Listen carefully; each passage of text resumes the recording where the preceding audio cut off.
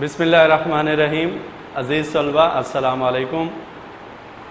گزشتہ لیکچر میں بچوں رموز اوقاف کے کچھ 5 اصول ہم نے پڑھے تھے، تو آج ہم بقیہ اصول پڑھیں گے اور اس کے ساتھ ساتھ ہم یہ بھی دیکھیں گے کہ بورڈ میں یہ MCQs کیسے آئے گا۔ تو سوالیہ علامت آج دیکھیں گے۔ سوالیہ علامت اس طریقے کی ہوتی ہے بچوں، اس کی نشاندہی دیکھ لیں، یہ ایسی علامت ہوتی ہے۔ اب اس کی ڈیفینیشن کی طرف آئیں گے۔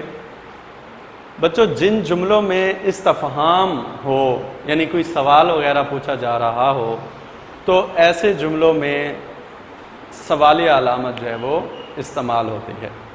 مثلا آپ کا کیا نام ہے، تو اس جملے کے آخر میں بچوں سوالیہ علامت لگے گی۔ تو اس کے بعد ندایہ علامت ہے۔ بچوں اصل میں یہ تینوں چیزیں ایک ہی ہیں اور اس کی علامت بھی ایک ہی ہے، لیکن بعض وجوہات کی بنا پر اس ندایہ کو 3 حصوں میں تقسیم کر دیا گیا ہے، تو لہٰذا اس پر خاص توجہ رہے گی بچوں آپ لوگوں کی۔ ندایہ علامت تینوں ایک جیسی ہی ہوتی ہیں بچوں، لیکن اس کے استعمالات جو ہیں وہ 3 قسم کے ہیں۔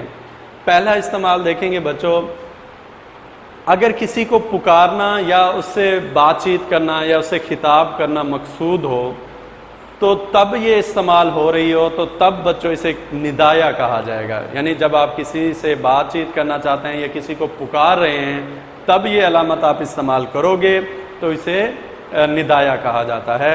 جیسا کہ علی میری بات سنیے گا، تو علی کے بعد جو علامت آئے گی بچوں یہ ندایہ کہلائی جائے گی۔ علامت کا سائن تینوں کا ایک ہی ہے، لیکن ان کے نام اور استعمالات بچوں تبدیل ہیں۔ اس کے بعد فجائیہ کا استعمال کیا جاتا ہے اسی علامت میں۔ غصہ، نفرت، حقارت یا جذبات، یا ہمارے جس طرح کے جذبات ہوتے ہیں، رونا دھونا، غصہ، نفرت، تو جذبات کے اظہار کو بچوں فجائیہ کہا جاتا ہے۔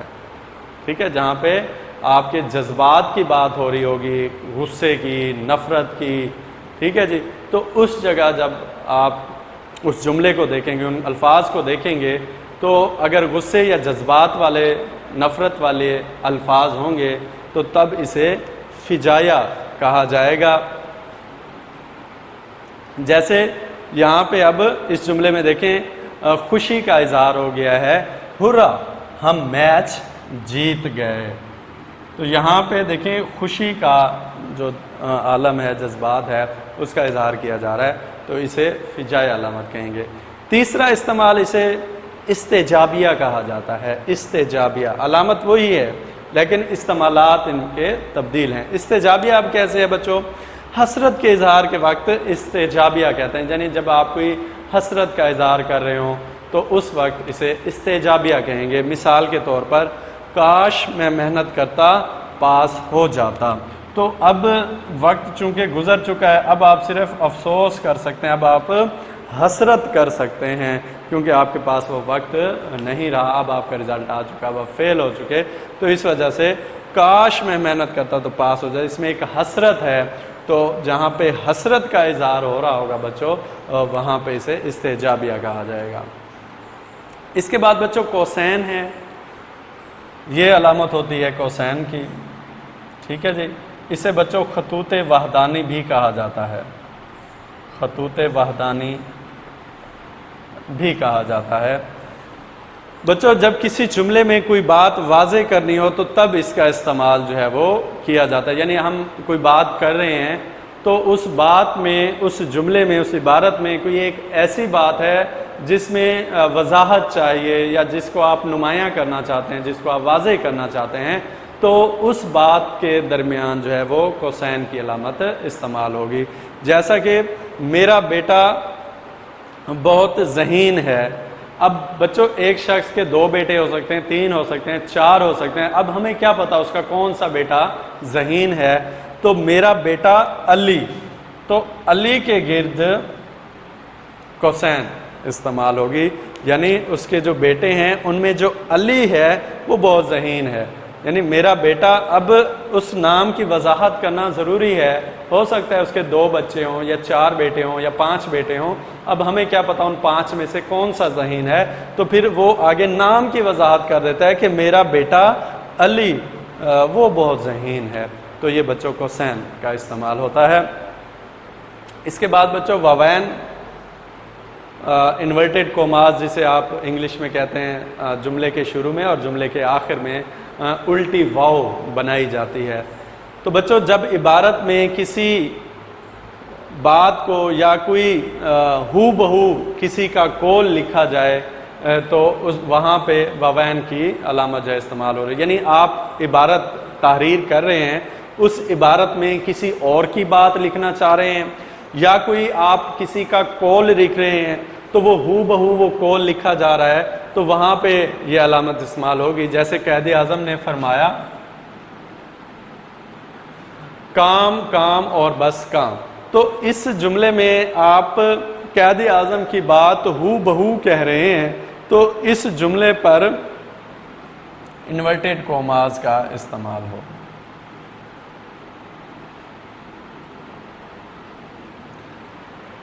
اس کے بعد بچوں خط کی علامت ہے، کسی بات کو عبارت سے جدا کرنے کے لیے یا اسے نمایاں کرنے کے لیے یہ استعمال کی جاتی ہے۔ یہ جو جس بات کو آپ نمایاں کرنا چاہتے ہیں، جس بات کو آپ واضح کرنا چاہتے ہیں، اس کے شروع میں اور آخر میں یہ خط کی علامت لگائی جاتی ہے۔ جیسے حکیم لقمان، خط کی علامت، اپنے وقت کے نامور طبیب تھے، تو آپ نے اس بات کو نمایاں کرنا تھا تو اس بات کے دائیں اور بائیں دونوں جانب خط کی علامت استعمال ہوگی۔ اس کے بعد بچوں علامت حذف، یعنی ختم کرنے کا اس کا میننگ ہے، تو یہ کیسے استعمال ہوتی ہے؟ بچوں جب کسی عبارت میں کوئی بات مصلحت کے تحت، یعنی کسی مصلحت کے تحت نکال دی جائے تو اسے حذف کہتے ہیں، یعنی آپ کے پاس 5 سطور ہیں لیکن جو آپ نے مواد لکھنا ہے وہ مواد کم از کم 10-15 سطور کا ہے اور صفحہ جو آپ کے پاس بچا ہے وہ ہے 5 سطور، تو آپ اس میں سے مصلحت کے تحت جو غیر اہم باتیں ہوں گی تو ان کو آپ نکال دیں گے اور جو اہم 5 سطور کے جو تحریر ہوگی اس کو لکھ دیں گے، تو وہاں پہ علامت حذف کا استعمال ہوتا ہے۔ جیسے ہم لاہور گئے، ہم نے وہاں بہت سیر و تفریح کی، اچھے کھانے کھائے، اب اس کے بعد وہ مزید اس میں تفصیلات آپ کو نہیں بتانا چاہتا تو وہاں پہ پھر وہ علامت حذف لگا دی جائے گی،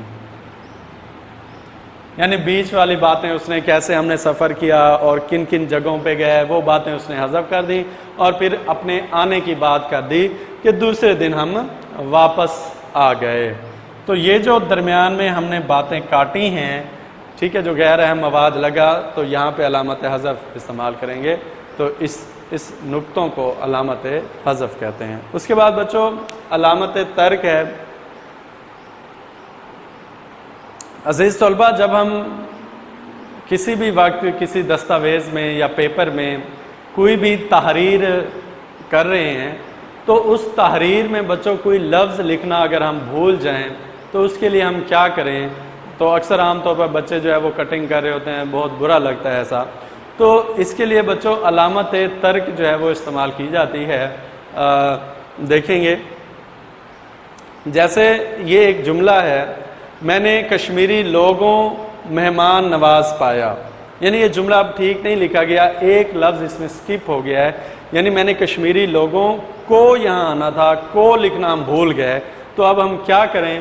تو بچوں یہاں پہ ترک کی علامت لگائی جائے گی، تھوڑا سا ایرو بنا کے یہ علامت ڈال کے اور آگے کو جو ہے وہ اوپر لکھ دیا جاتا ہے، یعنی تحریر کرنے والا یہ لفظ بھول گیا، اس وجہ سے یہ ترک استعمال کر کے اس لفظ کو ہم نے دوبارہ لکھ دیا، میں نے کشمیری لوگوں کو مہمان نواز پایا۔ اب بچوں بورڈ میں یہ کیسے پیپر آئے گا، یہ MCQs کیسے بن کر آئے گا، تو یہ توجہ رہے گی، یہ مختلف طریقوں سے پوچھا جاتا ہے۔ مثلا وہ علامت لکھ دے گا کہ یہ علامت جو ہے یہ لکھی ہوئی ہے، وہ سائن اس کا لکھ دے گا، پوچھے گا یہ کون سی علامت ہے، یعنی سائن لکھا ہوا ہے، اب اس کے وہ نام پوچھے گا، جیسے اب یہ کیا ہے جی، یہ ندائے علامت ہے، نہیں جی، یہ حذف کی ہے، نہیں جی، یہ وقفہ ہے، نہیں جی، تو یہ کون سی علامت ہے، سکتہ کی، تو سکتہ ہمارا آنسر ہوگا۔ اسی طرح وہ آپ سے سوال پوچھے گا کہ وقفہ کی نشاندہی کریں، جیسے پہلے اس نے علامت دی اور اس کا نام پوچھا، یہاں پہ اس نے نام لکھ دیا ہے اور وہ پوچھ رہا ہے کہ علامت کون سی ہے، تو وقفہ کی علامت بچوں یہ ہے۔ اسی طرح بچوں وہ کسی بھی علامت کی تعریف لکھ دے گا، ڈیفینیشن لکھ دے گا اور پوچھے گا یہ کس کی تعریف لکھی ہوئی ہے، یعنی مختصر علامت کہتے ہیں، تو مختصر علامت کسے کہتے ہیں بچوں، مختصر جو علامت ہوتے ہیں وہ سکتہ کو کہتے ہیں، تو یہ آپ کا MCQs ہوگا۔ اسی طرح بچوں جملہ لکھ کے اس جملے میں پوچھیں گے یہاں کون سی علامت استعمال ہوتے ہیں، مثلا اقبال شاعر مشرق بہت اچھے انسان تھے، تو شاعر مشرق پر کون سی علامت آئے گی، تو شاعر مشرق پر بچوں کوسین کی علامت جو ہے وہ آئے گی۔ اس طریقے سے بچوں وہ آپ سے MCQs جو ہے وہ پوچھ سکتا ہے۔ تو بچوں رموز اوقاف کا موضوع آج ختم ہوتا ہے، یہ 5 نمبر کے MCQs آئیں گے۔ اوکے بچوں، اللہ حافظ۔